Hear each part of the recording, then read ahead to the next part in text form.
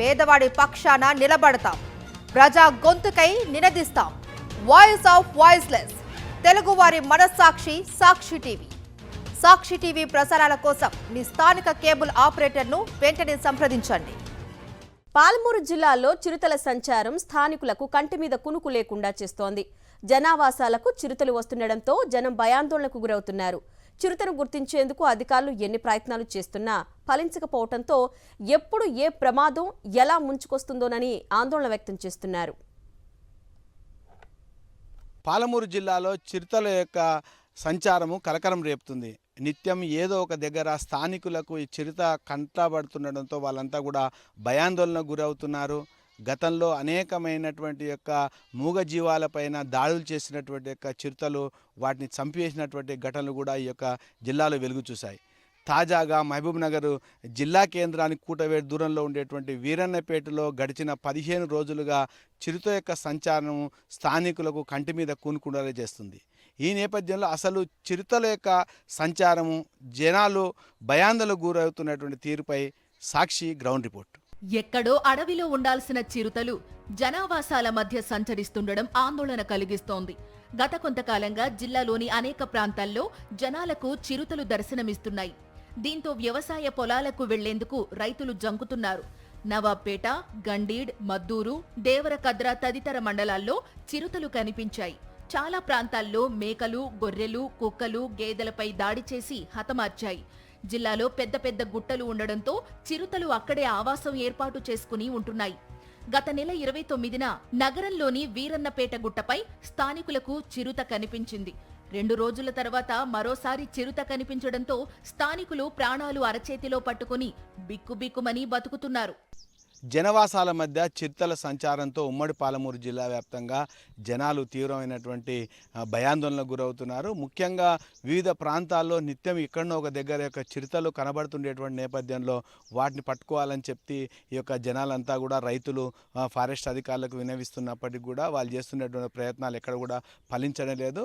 తాజాగా మహబూబ్ నగర్ జిల్లా కేంద్రంలోని ఒక వీరన్నపేట వద్ద గత నెల 29న ఒక గుట్టపైన చిరుతకు స్థానికులు వాటిని వీడియోలు తన యొక్క ఫోన్లో బంధించడం జరిగింది. ప్రధానంగా ప్రస్తుతం మనం ఎక్కడైతే చిరుత కనిపించినటువంటి ఒక గుట్ట ఉందో ఈ యొక్క వీరన్నపేట గుట్ట దగ్గర ఉన్నాము. అయితే ఆ రోజు చూసినటువంటి ఒక స్థానికులు ఇటు ఫారెస్ట్ అధికారులకు, రెవెన్యూ అధికారులకు, మున్సిపల్ అధికారులకు, పోలీసులకు కూడా ఫిర్యాదు చేయడం జరిగింది. దీంతో వాళ్ళంతా కూడా స్థానికంగా ఈ యొక్క పరిస్థితులను అంతా కూడా సమీక్షించడం జరిగింది. ప్రస్తుతం ఈ యొక్క ఫారెస్ట్ అధికారులు ఈ యొక్క బోన్ను ఇక్కడ ఏర్పాటు చేయడం జరిగింది. ఈ యొక్క ప్రస్తుతం మనం చూస్తుండేటువంటి యొక్క బోన్ను, ఈ యొక్క బోన్లో ఒక మేకను కూడా దీంట్లో బంధించడం జరిగింది. ఒకవేళ ఈ యొక్క మేక యొక్క అరుపులకు చిరుత వచ్చినట్టయితే ఈ యొక్క దీంట్లో పడేటువంటి అవకాశం ఉంటుందనేటువంటి విధంగా దీన్ని ఈ యొక్క చిరుత ఉన్నటువంటి యొక్క ప్రాంతంలో దీన్ని బిగించడం జరిగింది. మనం చూస్తున్నాం ఈ యొక్క బంధించినటువంటి మేకను కూడా దీన్ని సాయంత్రం దీంట్లో బంధిస్తున్నారు. మరుసటి రోజు వాటిని తీసుకెళ్ళి తిరిగి రాత్రి ఇక్కడ పెడుతున్నారు. కానీ గడిచిన 15 రోజుల నుంచి ఈ యొక్క బోన్లో దానికి సంబంధించినటువంటి ఆనవాళ్ళు ఎక్కడ కూడా కనబడలేదు. కానీ ఆ రోజు తీసినటువంటి వీడియోలో మాత్రం 2 గుట్టల మధ్యన దూకుతుండేటువంటి యొక్క విజువల్స్ ఉన్నాయి. కాబట్టి ఇక్కడ చిరుత ఉందనేటువంటిది మాత్రం స్పష్టమైనటువంటి నేపథ్యంలో ఇది. మరొక వైపు ఇక్కడ ఉండేటువంటి యొక్క సీసీ కెమెరాలను కూడా ఏర్పాటు చేయడం జరిగింది. ఒకవేళ ఇటువైపున తిరిగితే దానికి సంబంధించినటువంటి యొక్క వాటిని కూడా బంధించేందుకోసం కావాల్సినటువంటి సీసీ కెమెరాలను కూడా ఏర్పాటు చేయడం జరిగింది. మరొక వైపు ఫారెస్ట్ అధికారులు డ్రోన్స్ ద్వారా కూడా ఈ యొక్క గుట్ట పైవైపులు అంతా కూడా డ్రోన్స్ యొక్క విజువల్స్తో కూడా దాన్ని గుర్తించేందుకోసం ప్రయత్నాలు చేస్తున్నారు. ముఖ్యంగా ఫారెస్ట్ సంబంధించి కానీ పోలీస్ సంబంధించినటువంటి వాళ్ళంతా కూడా నిత్యం స్థానికులను కూడా అప్రమత్తం చేస్తున్నారు. ఎవరు కూడా సాయంత్రం వేళలో బయటికి వెళ్ళవద్దని చెప్తున్నారు. ఎక్కడైనా ఒకవేళ అట్లాంటి ఆనవాళ్ళు కనబడితే సమాచారం ఇవ్వాలని చెప్తున్నారు. కానీ స్థానికుల్లో మాత్రం తీవ్రమైనటువంటి భయాందోళన నెలకొన్నాయి. ఎప్పుడు ఏ ప్రమాదం ముంచుకొస్తుందో అనేటువంటి యొక్క ఆవేదన, ఆందోళన ఉంది. ఇప్పటికే రెవెన్యూకి సంబంధించినటువంటి కలెక్టర్తో పాటు అన్ని స్థాయిల అధికారులు కూడా ఈ యొక్క గుట్టకు నిత్యం వచ్చిపోతూనే ఉన్నారు. చిరుతను బంధించేందుకు అన్ని చర్యలు చేపట్టినట్లు చెప్తున్నారు జిల్లా కలెక్టర్ విజయేంద్ర బోయి. ఇప్పటికే గుట్టపై బోనుతో పాటు మేకను ఎరగా పెట్టినట్లు వివరించారు.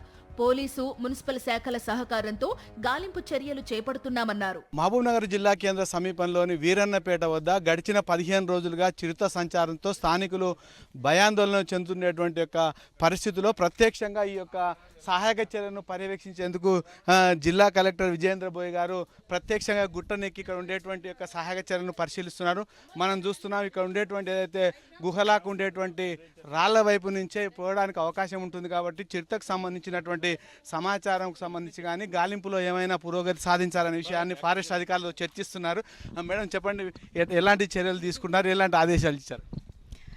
మీరు చూస్తున్నారు ఇప్పుడు మనకి ఈ చిరుత కనిపించింది అన్న ఒక సమాచారంతో గత వారం 10 రోజుల నుంచి కూడా మనకి ఇక్కడ ఫారెస్ట్, పోలీస్, మన మున్సిపాలిటీ అన్ని శాఖల అధికారులు కూడా ఇక్కడ వాచ్ చేయడం అనేది జరుగుతుంది.